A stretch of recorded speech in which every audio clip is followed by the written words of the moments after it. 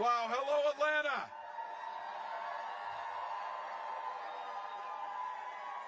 Wow. You're here today, so I got to do it. 27-13, Atlanta here on this one. 2 minutes left in the game. You're in good shape. You're going to win this thing. Falcons. Hey, how lucky are we? Doug Emhoff, an incredible partner. He is going to make the greatest and the first gentleman of the United States, Doug Emhoff. I love getting to know this guy over the past few months. Incredibly grateful. To Maya, thank you for all you're doing. Thank you for the hard work you're doing. Thank you for bringing your powerful message. And can I just say, Georgia, thank you for sending Lucy McBath to the United States Congress. She's there working to protect all our children. And I have to tell you, I got a chance back here. You're going to hear from some folks. As soon as I get off the stage, we're going to get a little bit of entertainment up here. A huge thank you to Michael Stipe, John Bon Jovi, the Warren Treaty, and all the talent. I can't tell you how great it is when you finally get to meet your idols, and they're actually cooler than you thought they were. These guys are. They're out here doing it. And I'll save this. Tyler, thank you for that incredible kickoff to this thing. Let's all agree, after we win this election with Kamala Harris, this next generation of leaders like Tyler, we're going to be just fine. We're going to be just fine. And thank you to all of you. Look around this. Look around this room. You could be anywhere. You could be doing anything at home. Hell, you could have been watching the Falcons. You could have been doing all that. But you didn't. You came here simply because you love this country. Thank you for that. Thank you.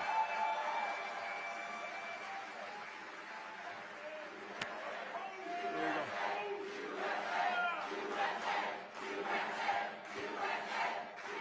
go. Wow. What a privilege. You've been hearing it, and we've been saying it. How many months we had, then how many weeks, then how many days. Folks, we're down to about 48 hours. About 48 hours. 48 hours to not just shape the next 4 years, but to shape the next 40 years and generations to come. Now, I know for this room, because I want to be clear, I understand clearly that I am preaching to the choir. But our recital is in 2 days, choir. And we need to sing. We need to sing. So there are folks out there, though, that still haven't made up their mind. And I know you've heard it from folks. It's kind of hard to believe, but you've heard them from them. This is the line I get from folks I know, family, some of these, you get them. They say, well, you know, I really can't stand Trump and the stuff he does. And we're all saying, oh, really? You know, after this. But then they pivot to this. But he was good on the economy. That's a little fuzzy, people. I think it's important, again, to just set the stage about that. 4 years ago, during Donald Trump's time in office, we had lost 2.7 million jobs. Unemployment was way up. And this guy's refusal to listen to experts, he so botched the pandemic, tens of thousands of Americans died needlessly, and the rest of us were thrown into a hunger game to try and find toilet paper with our neighbors. That's what he did. Now look, if he's talking about 4 years ago, if you were a billionaire, you could probably agree with him because you got a tax cut and the rest of us got squat out of the deal. Now, if he gets back in the White House, he's promised, yeah, hell forbid that. Let's go. If he gets back in, he's talking about a $2 trillion cut in spending. J.D. Vance specifically said to do that, they will go after Social Security. And they're starting to get a little cocky and saying the quiet stuff out loud. Speaker of the House, the guy that no one knows because it took like 10 weeks to get one from them, this guy says they're going to gut the Affordable Care Act. But you know it. You know they're going to go and try and get rid of it. And you know what happens when the ACA goes away. For them, it's just they talk about it. It doesn't matter. pre-existing conditions for all of us. That was the genius of Obamacare. It put control of your health care back with you, not insurance companies.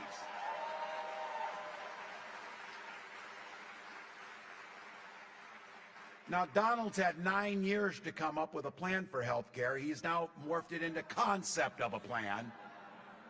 But look, he tries now because the ACA is popular. People kind of like having health care. They kind of like taking their kids to the doctor when they need to. They kind of like not going broke and losing their houses because they had a health scare. So it's really popular. But that didn't stop him the first time. He ran on repealing the ACA. He signed an executive order to try and repeal the ACA. He signed on to a lawsuit to get rid of the ACA. And 60 times he, along with the Republican Congress, tried to get rid of it. Had it not been the courage for John McCain, we would have lost the ACA.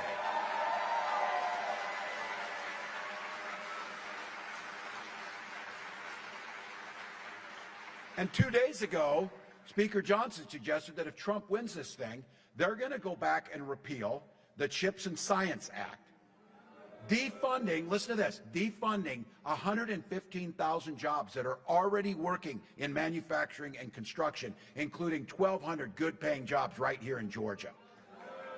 Now, this thing is not only important for jobs, it's critical that we win the competition of the 21st century from countries like China. That's what those investments do. Now, Donald hates it when we remind him that he's almost 80 years old. He's almost 80 years old. And in that 80 years, you would have thought he would have learned how a tariff works. Because everybody else has. Everybody else has.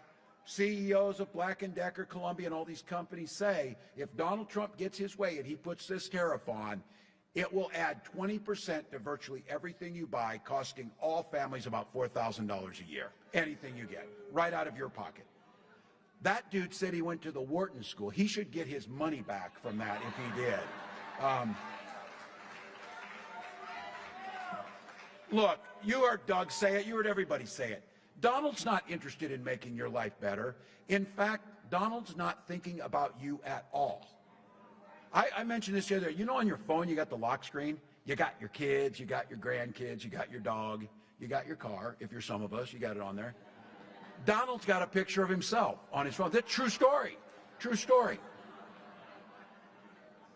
Can we agree that is weird behavior there? That is weird behavior. Yeah. Look, I know we heard this. Last time, there were some guardrails around him. There was a Supreme Court before he put the 3 on it. There were some other things there. But this time, the guardrails are gone. He's looking to fill government top to bottom with hacks and fanatics. They asked him, what one thing do you regret or would you have done differently as president? My God, it should have taken him 10 years to fill the list. He couldn't think of anything except one thing. He didn't put enough people loyal to him in office. That's what he said. That's what he said. Look, the folks who were there before reined him in. Those were serious people. Generals, secretaries of defense, national security advisors, his own vice president. They were pleading with him, and now they're pleading with us. As Kamala said, they are making a 911 call to us. Don't let this guy back in power.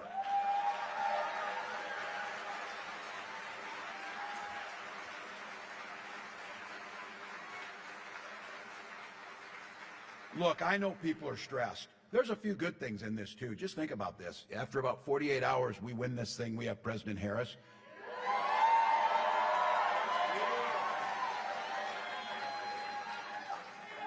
We won't ever have to talk about this guy again. Never.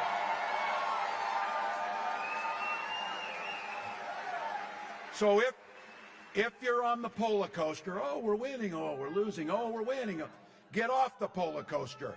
Get off the polar coaster and do something proactive on this. If you want to get rid of the anxiety, go vote. Go vote. This room is going to be part of turning the page on Donald Trump and we get to elect a new generation of leadership.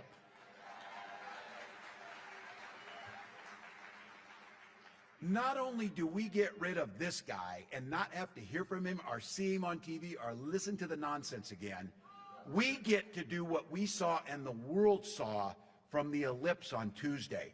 That's what a president looks like. That's what a president sounds like.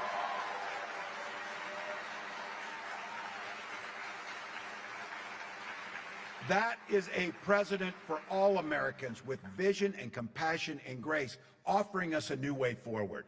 Look, she promised, we are not for sure, she promised you on day one, she is not going into the White House with an enemies list. She's going in there with a to-do list to improve your life. And we've been clear, right at the top, lowering the cost of living and putting more money back in your pocket. That is her priority every single day. For starters, she talks about, and we will do this, enacting the first ever federal ban on price gouging. Now, I'm out there talking to people. I spent a decade and a half teaching high school. You get pretty good at trying to explain things in different ways to the teachers out here. Let me explain price gouging in a couple examples. I was with a farmer up in Erie, Pennsylvania, and we were talking about food prices and different things. He grew corn, potatoes, and ran some cattle. But I said, so when food prices were cheaper, what were you getting for a bushel of corn? And he said, about $4.10 a bushel. And I said, now that food prices are higher, what are you getting for a bushel of corn? And he said, about $4.10 a bushel. Wow, that's weird. The people actually growing the food and doing things are getting the same amount of money. We're paying more at the grocery store, and the only variable in there that changed is corporate profits are at an all-time high. You think they're messing with us with the lights? Unlike Donald Trump, I just want to give a big thank you who produced these events to the folks who put it on. It's hard work. It's hard work. Usually that's me leaning on the light switch mostly, so that's what you know. But look, Kamala's got a real plan here. 100 million Americans will see a tax cut in the middle class, including the most important tax cut we can implement. We did it during COVID. That's the child tax credit. $6,000, the child's first slide. When we did that during COVID, we reduced childhood poverty by half, the largest decrease in childhood poverty that we have seen in American history. That's what we can do. And extending the cap of $35 on insulin to everyone in the country. Example 2 on price gouging. Kamala was able to get it through. That's $35 on a month for that little vial of insulin. And that's for seniors. That is life-saving that they need. Now, in Minnesota, we extended it to everyone because we had a young man, Alex Smith. Alex aged off his parents' insurance, and he started rationing his insulin. He died. He died because of it. His mom, Nicole, came to the state capitol and said never again should a family go through this type of trauma for it. And we extended the $35 to everyone in Minnesota. That's what Kamala's asking for. But here's the kicker on this. Those of you who know this. That little vial that now costs $35 and she wants to extend to everyone, in Minnesota before we did that, they were charging $800 for that. Many times insurance wouldn't pay for it. Here's the real kicker. It costs $5 to manufacture it. Now, health is a fundamental piece of what we're doing, protecting the ACA, protecting pre-existing conditions, and she has proposed something that is transformational, having Medicare pay for in-home care for our seniors. Big deal. Big deal. I see some young faces. Those of you who are young, trust me on this, and the gray hairs in here will tell you this. You don't think much about Medicare. You start getting up around 60, you spend about half your day thinking about Medicare. because it's pretty important. She's also talking about enhancing those benefits that we paid into by making sure Medicare can pay for glasses and hearing aids. It's a smart thing. Helping the middle class. Keep prices down, protect your health care, expand Medicare, protect Social Security, and then make something that is so important to all of us, making home ownership a reality by making sure we give $25,000 down payment for everybody, assistance to own a home.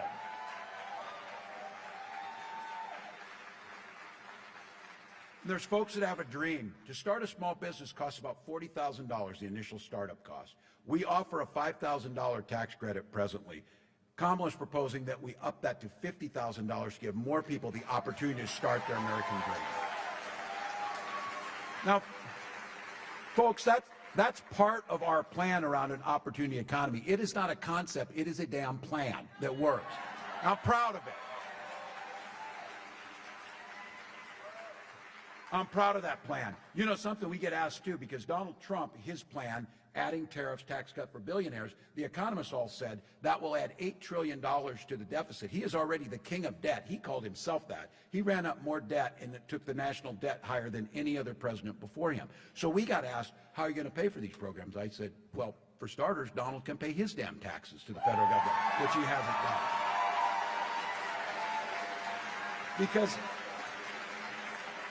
these guys are trying to fundamentally rework this country, making it harder to form unions, pushing workers down, shifting wealth to the few billionaires at the top, while the rest of us get the scraps that are left. Now, it's not just a haphazard thing. They really do have a plan. It's called Project 2025. It's very clear. Some of you heard me say this. I know this about football. If you're going to make a playbook, you're going to run the plays. And this playbook is a damn nightmare for the middle class. First and foremost, I want this repealing all of the good things that we know could be done, but there's so much in here that goes beyond the economic shift of wealth to the top, tax cuts for the wealthiest, gutting Social Security, gutting Medicare, making it more difficult to form a union. There's also basic freedoms in here. Some of you are old enough, and there's some of you in here, I bet, that at one time were independents or Republicans, maybe John McCain's Republican Party or a Reagan Republican, maybe, some of those folks. That's different than these guys. When Donald Trump talks about freedom, that's the freedom to be in your exam room. That's the freedom to be in your bedroom. That's the freedom to tell you what books to read. That's the freedom to force their religious beliefs on you. Those are the things they're talking about. When Kamala talks about freedom, she means the people should be free to make those decisions, not politicians.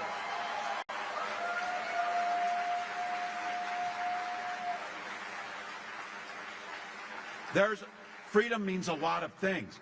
Freedom means freedom for our seniors to be able to have that dignified retirement by strengthening Social Security and Medicare, not cutting it. And to all of you in here, the freedom to dress your little ones up in their best clothes, send them to school in classrooms where teachers are paid a fair wage and the school is funded. And the freedom of those little ones to be children and not be shot dead in their classrooms.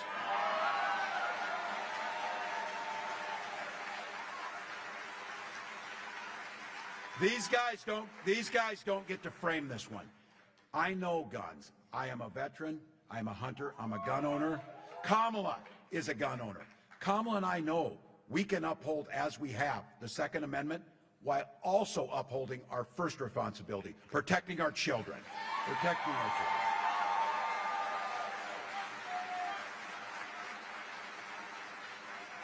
These are the freedoms we're talking about.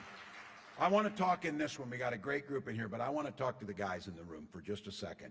I want you in your mind right now, think of those women in your life who you love, whether it's moms, sisters, daughters, wives, aunts, friends. Literally, this election, their lives are at stake on how we vote. Quite literally. Donald Trump appointed those Supreme Court justices who, by the way, lied in their confirmation hearings and said that they would uphold Roe versus Wade. They didn't. They overturned it. And he brags about that. What he's bragging about is he's glad that your daughters, your wives, those women you love in your lives are now put more at risk and have fewer rights than their mothers and grandmothers. That's what he's bragging about. More than 20 states, including right here in Georgia, now have Trump abortion bans. Now, Donald Trump said you shouldn't worry about this. if you're a woman. He'll be your protector. Donald Trump will be your protector.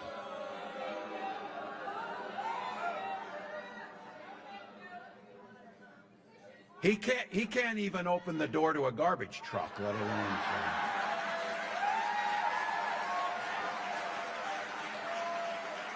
But you're right.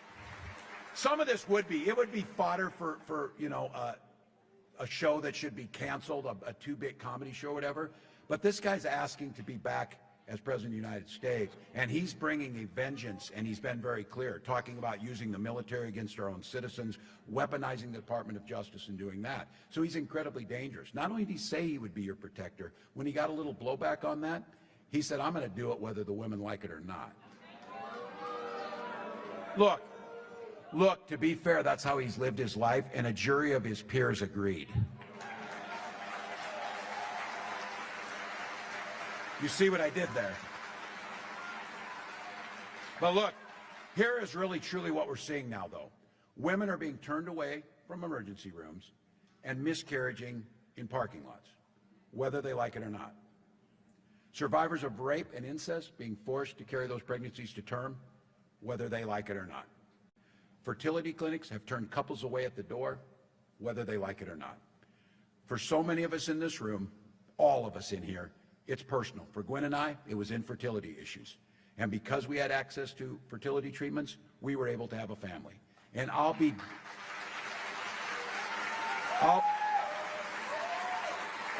damned if anyone in this country should be denied the same things that we had.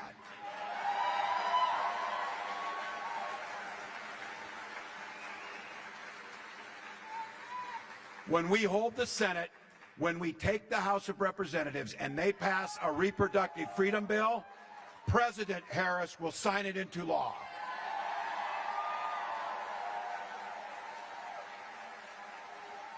There's a few simple things here. You mind your business, I'll mind mine. And Kamala and I trust women, and it starts from that. I also get a pretty good vibe out of this room that women across this country, every age, every background, every political party, are going to send a loud and clear message to Donald Trump on November 5th.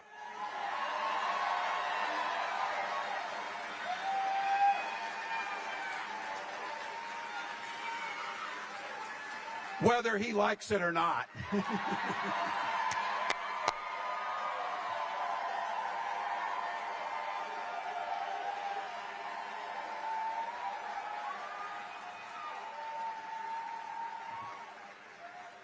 He has no idea that can that he opened up on that day. Look, Kamala says it, we're not going back for a reason. We're not going back to that. We're not going back to the 50s. We're not putting women's lives at risk. We're not busting unions. We're not ignoring science. We're not doing it. And look, we've got the opportunity. That's why I'm here. On behalf of Kamala, on behalf of myself, I'm humbly asking you for your vote on November 5th.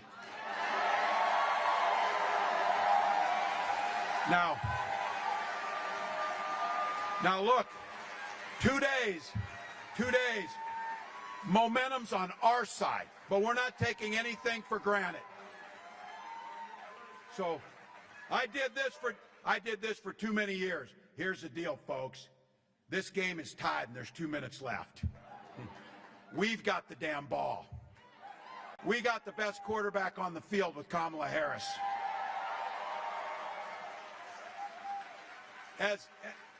As Doug said, we're too damn tough and too damn stubborn to get tired. We'll sleep when we have time when we're dead. That's not it.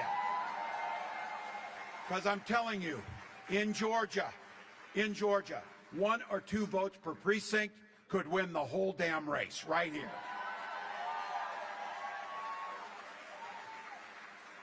I heard you talking about those 11,700 votes. I'm in agreement with these folks. Let's win this thing by more than that here in Georgia. Let's win it by more.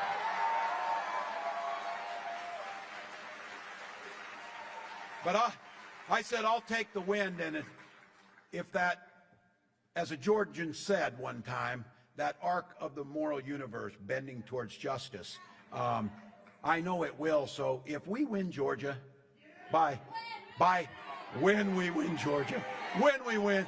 But if it happened by one vote, it will be Jimmy Carter's vote that did it. So that's what we'll do.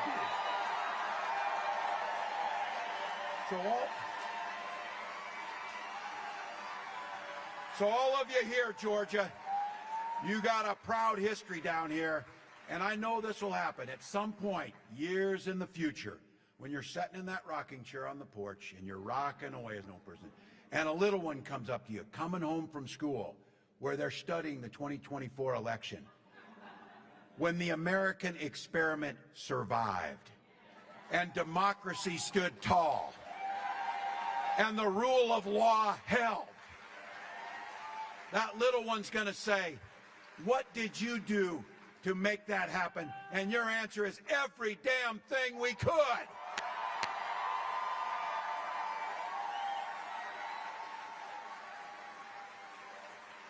How many of you have already voted? All right. For the rest of you, we need to talk to others. Visit iwillvote.com/GA to find your polling place. Take an ID. Take somebody with you. You're doing this work because you believe in the promise of America. It is a privilege to fight for it. We know that this is our moment. I want to be in that rocking chair telling that story. And here's the deal. Georgia, you have the potential to win this whole damn thing for America. Right through here. Right through here. So as our next president taught us, when we fight, when we vote, win it for America, Georgia. Let's go.